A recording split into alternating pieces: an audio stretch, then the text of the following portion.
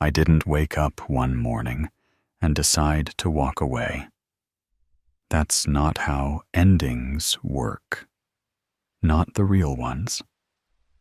They start quietly, in the pauses between conversations, in the long stares across dinner tables where love used to live.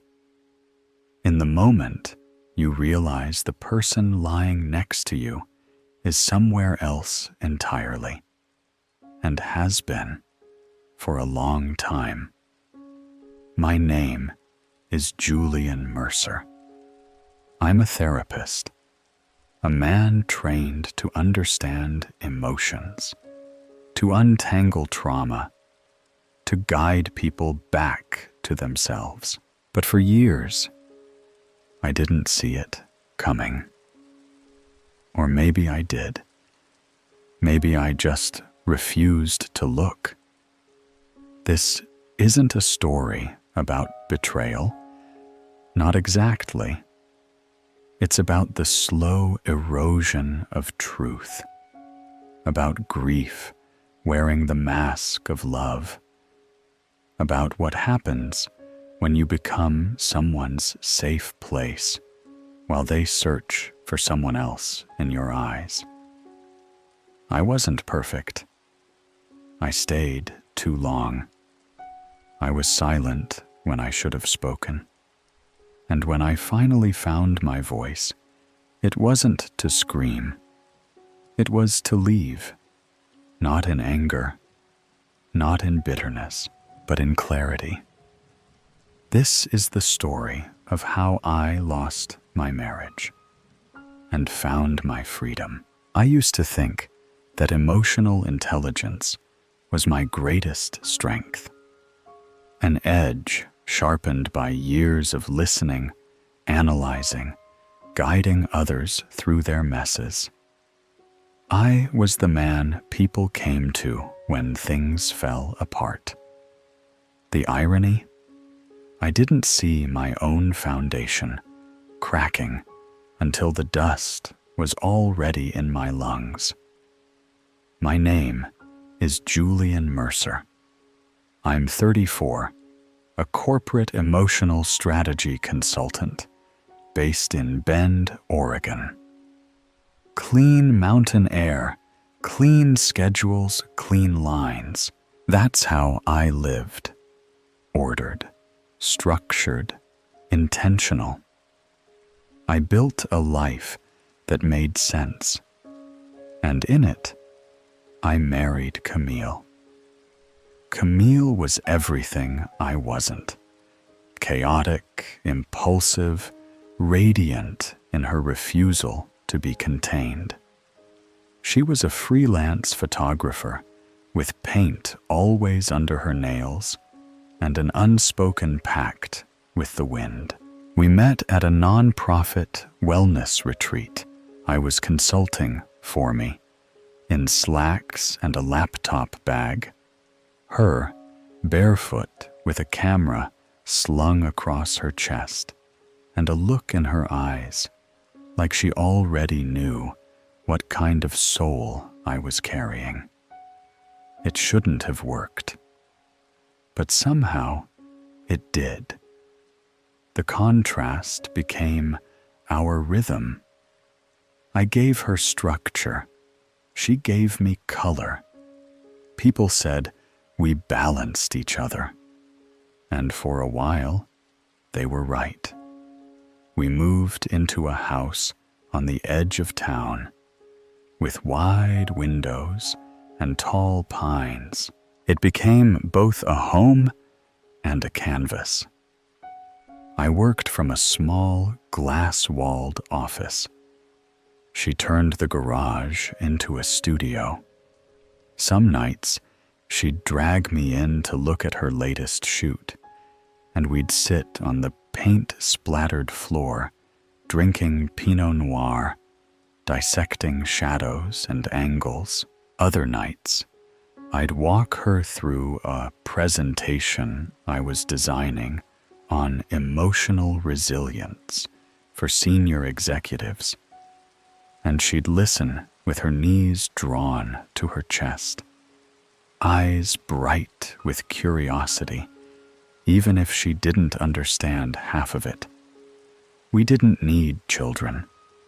We had ideas, creation, collaboration. Camille once said, I made her feel safe enough to fly without looking down. I told her she made me feel alive enough to stop planning my next step. That was the unspoken contract between us, freedom and safety, in equal measure. Then, one Thursday morning in early spring, Camille got a call that would become the fault line under our marriage. I remember the silence that followed it more than the words themselves. She stood in the hallway, hand pressed to her mouth, phone still clutched to her ear, as if it had become part of her skin. Dominic was dead. Dominic, her college ex-boyfriend, a name I'd heard only twice in our entire relationship. Once in passing, during a story about a road trip gone wrong. Once in a dream, when she muttered it in her sleep, and I pretended not to notice. He'd fallen during a solo climb in Montana. No one found his body for 2 days. The woman who told Camille the news was a mutual friend, someone she hadn't spoken to in years, but who still knew the right number to call. I gave her space. That's what I do. That's what I've been trained to do. She didn't cry, not right away. She just vanished into her studio for hours, days, emerging only to eat a few bites of toast or refill her coffee. I told myself it was grief. Everyone grieves differently. I reminded myself of that 100 times, even as her energy began to shift. She stopped asking about my day. She started leaving candles burning at all hours in the studio. Pictures of Dominic tacked to corkboards I'd never seen her use before. One morning, I found a charcoal sketch of his face propped against our bookshelf. It wasn't even framed, just placed there, like a relic. Camille, I said gently, maybe you should take a break from drawing him. She looked at me as if I had asked her to amputate a limb. He's part of who I am, Julian, she said. You said you loved all of me. I did. I do. But I hadn't signed up to share her with a ghost. It got worse. She began talking to people I'd never met. Old names from her past suddenly showing up on her phone, her laptop, her social media. She changed the music in the house, played old indie tracks from their college days. She started dressing differently, more bohemian, less like the Camille who once laughed about aging into cashmere. Then came the conversation that shifted something in me. It was a Sunday night. We were sitting on opposite ends of the couch, both pretending to watch a documentary neither of us had the energy to follow. She muted the television and looked at me like she was about to confess something holy. I think we should try an open marriage, she said, voice quiet but unwavering. I need to experience the parts of myself I buried. I need to feel alive again. You'll always be my anchor. But I can't breathe with just one kind of love. I didn't answer, not because I was in shock. I didn't answer because I saw something in her I hadn't seen before. Conviction. And something in me, deep, quiet and old, knew this moment had been coming. I went to the kitchen, poured a glass of bourbon, sat at the table, and I let silence speak for me. You see, when you're trained in emotional intelligence, you learn to hear what's not said. And what wasn't said in that moment was far louder than any argument we might have had. She had already started seeing someone. I just didn't know who. Yet, that night, I lay awake while she slept. I stared at the ceiling and replayed our history like a movie in reverse. I asked myself, how much of our love was real? How much of it was projection, substitution, illusion? Was I the man she chose? Or the man who was left after the one she really wanted disappeared? And if I was merely the consolation prize, what did that say about the life we'd built? I didn't have answers, not yet. But I knew I needed to find them, even if they shattered everything I thought I knew about love, about her, and most terrifyingly, about myself. The next morning, Camille was gone before I woke up. No note, no text, just the faint scent of coffee and eucalyptus lingering in the air, and a pair of muddy boots by the door that hadn't been there the night before. I checked her location, something we'd once shared casually, for convenience. Now, it felt like surveillance. She was downtown, near the old railroad studio district, a place we used to joke about being where creativity goes to gentrify. I didn't go after her. I just stared at the dot on the map for a long time, wondering when love had started needing GPS tracking to feel real. That week, I started noticing details I'd previously filtered out.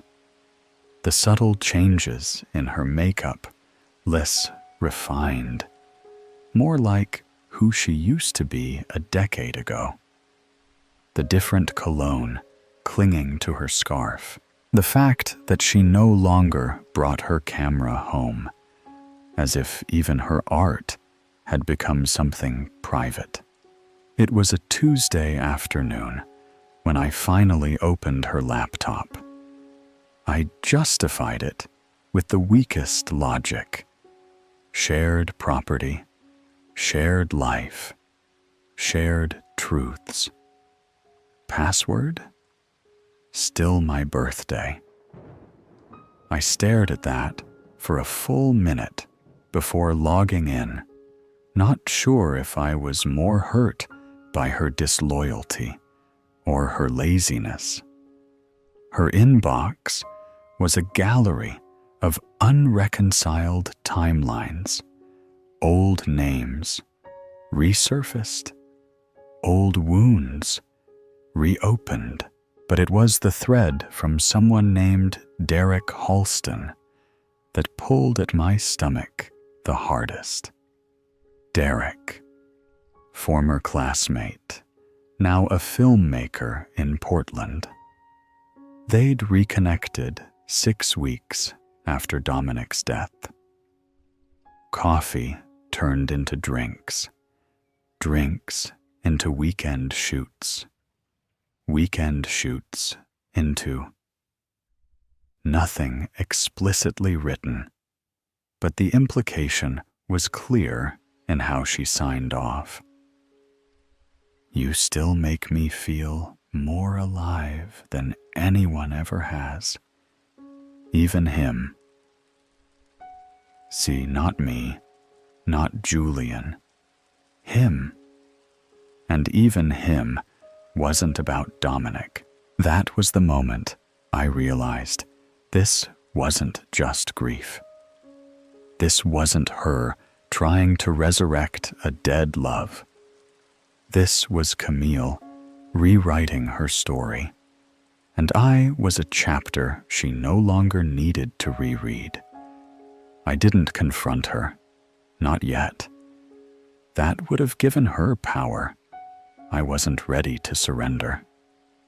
Instead, I started gathering screenshots, bank statements, footage from the security camera I'd installed in my home office back when I was traveling more. Camille had started using the guest bathroom more often. She'd stopped saying "we" and started saying "I." Tiny fractures, tiny clues. Then came the money. Camille had pulled $8,200 from our joint account, labeled under project expenses. The expense report she sent to our accountant read like a eulogy. Printing costs, lighting rentals, studio time. For what she called a personal journey through loss and identity. I asked her about it one night, casually. Hey, the accountant flagged some big withdrawals? Everything good with the project? She looked up from her sketch pad, eyes rimmed with red. It's for the Dominic exhibit. You knew I was doing this. I knew you were working through things. I didn't know it was a funded production. She stood slowly, set her charcoal aside, like it was a weapon she'd just finished sharpening. You know what your problem is, Julian? You only care when it affects your balance sheet. No, I said, calm and deliberate. I care when my partner stops being honest about what they're building with our shared life. That's when it happened. She slapped me. Not hard, not cinematic, but sharp. Enough to sting, enough to change something permanent. I didn't flinch. I didn't raise my voice. I just stared at her, and she stared back like she didn't even recognize me. That's when I understood. I wasn't her husband anymore. I was a placeholder, a safe house for her until she rebuilt the version of herself that could live without me. That night, I sat in my car for 3 hours. Not because I couldn't go back inside, but because I needed to remember what it felt like to be alone before she ever existed in my world. I needed to rebuild the walls internally before I started reclaiming them externally. The next morning, I called a lawyer. I didn't tell anyone. Not at first. Not my brother. Not my colleague Jordan, who usually caught every crack in my voice. Not even my therapist, who ironically I hadn't seen in 6 months because things were stable. Instead, I opened a secure folder, created a backup email, bookmarked a legal referral service. Then I went to my bank. Camille and I had always shared everything joint accounts, a shared line of credit, even an investment portfolio tied to our home equity. It had made sense when our life felt like one story, told in harmony. But now, every line of shared ownership felt like a noose around my neck. I started by freezing the secondary cards, quietly. No notice. I rerouted my direct deposit to a separate checking account under my name only. That alone was sobering. Seeing just my name on a line of banking information, no longer Julian and Camille, felt both liberating and brutal. Like the first breath after holding it for too long. Next, I contacted Ava Brooks, a private attorney in Portland, who specialized in complex emotional abuse cases.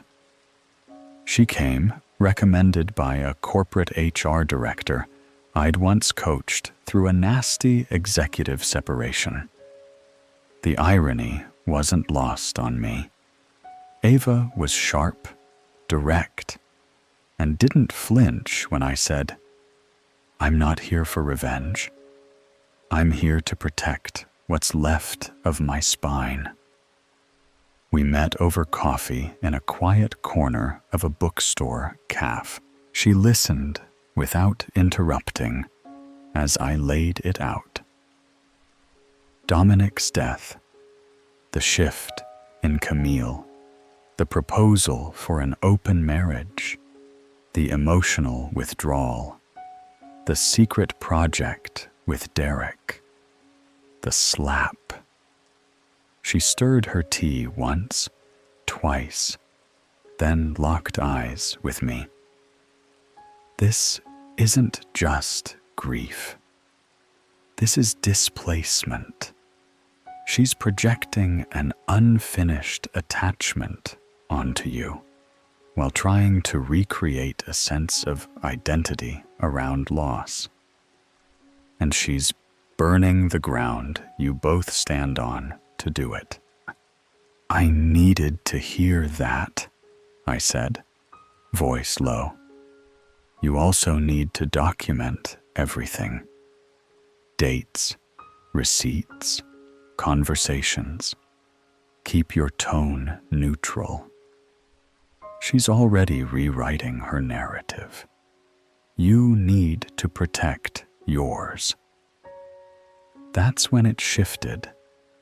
The silence I'd used as a shield now became my strategy. At home, I was the same. Still made coffee, still asked about her day, though I stopped expecting an answer. Camille grew bolder in her indifference.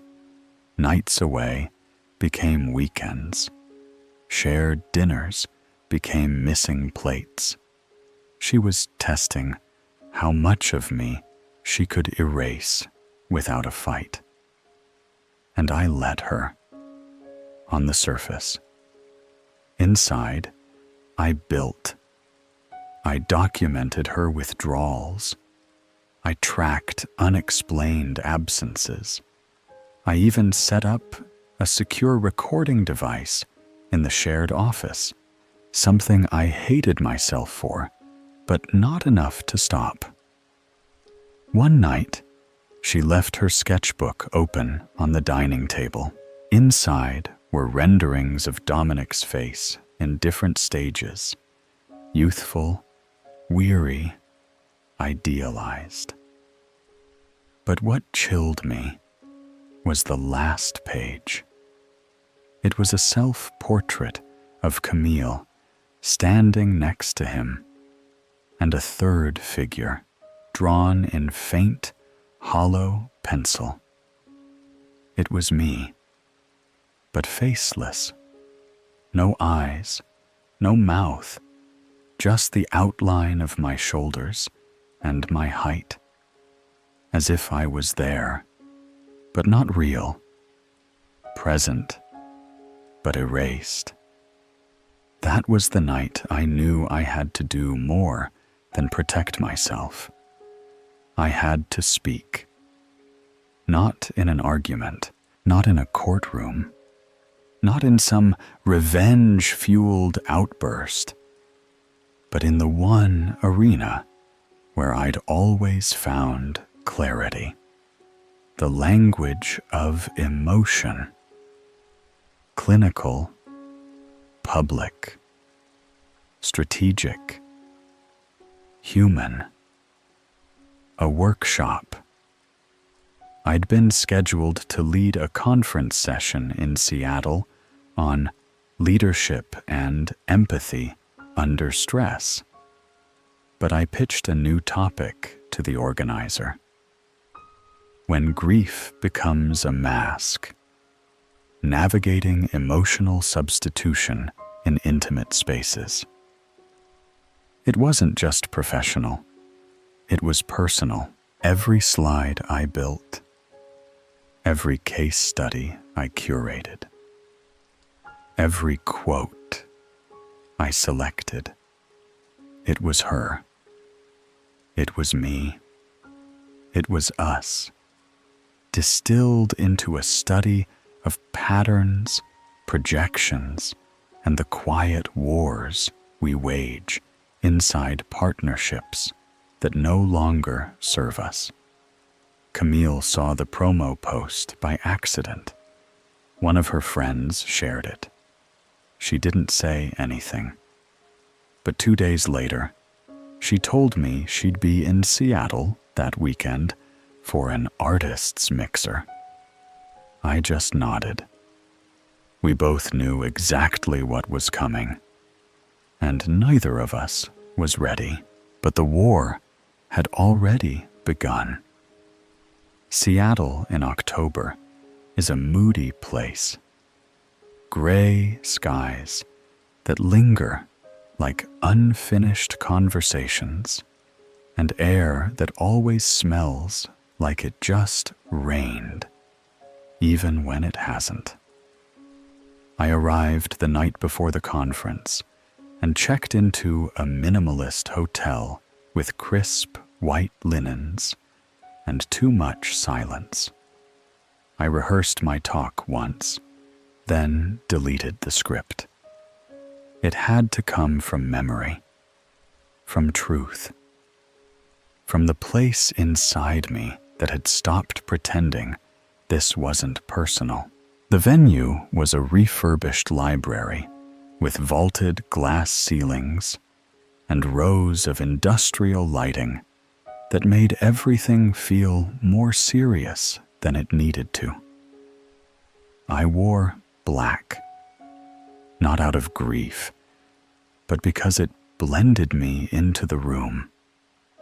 When Camille walked in 15 minutes before I started, she didn't look at me, just took a seat near the back, sunglasses still on, despite the dim light. Her presence didn't surprise me. What surprised me was the fact that I felt nothing. No spike of anger, no flutter of hope. Just a quiet steadiness, like my body had finally stopped mistaking survival for love. I opened the talk with a story fictional on paper, about a man who loved a woman who once loved someone else. who became the keeper of her peace, her stability, her second act. And how, over time, he realized he was never fully seen, just inhabited, occupied by a memory she couldn't let die. The room was still. You could feel the shift. Some people leaned forward, others stopped taking notes. They knew this wasn't just theory anymore. I spoke about emotional substitution, the way some people replace a lost attachment by shaping someone new into a replica of what they lost. I showed case studies, quotes, psychological patterns.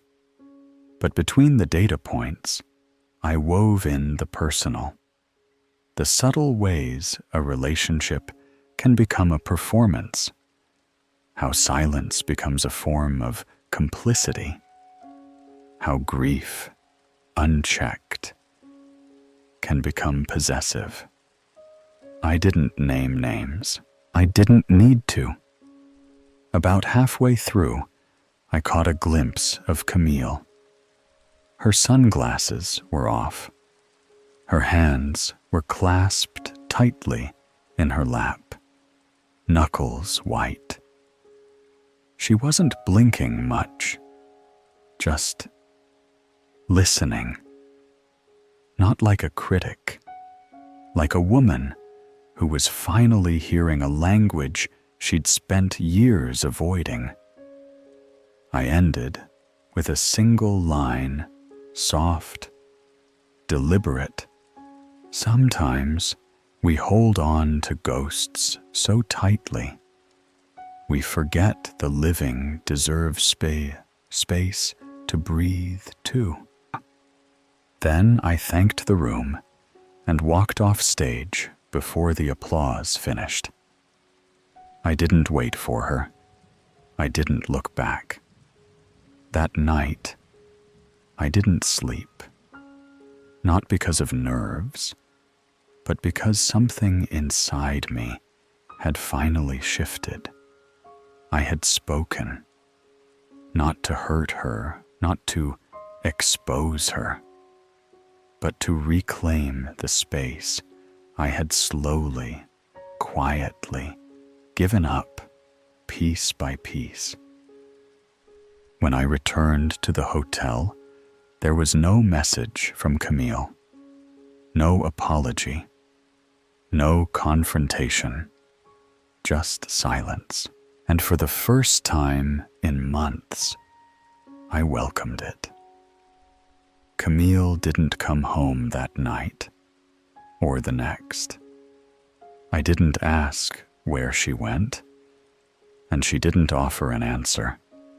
She disappeared the same way a shadow slips behind a closing door, quiet, intentional, without apology. 2 days after the workshop, I noticed her Instagram had vanished. The website for her art portfolio redirected to a blank page. Her shared drive was empty. Her calendar was cleared. She'd gone dark, not just socially, but professionally. A week passed, then another. No more studio visits, no mysterious charges to our accounts, no scent of eucalyptus in the hallway, just the hollow ache of space she used to fill with motion and noise and heat.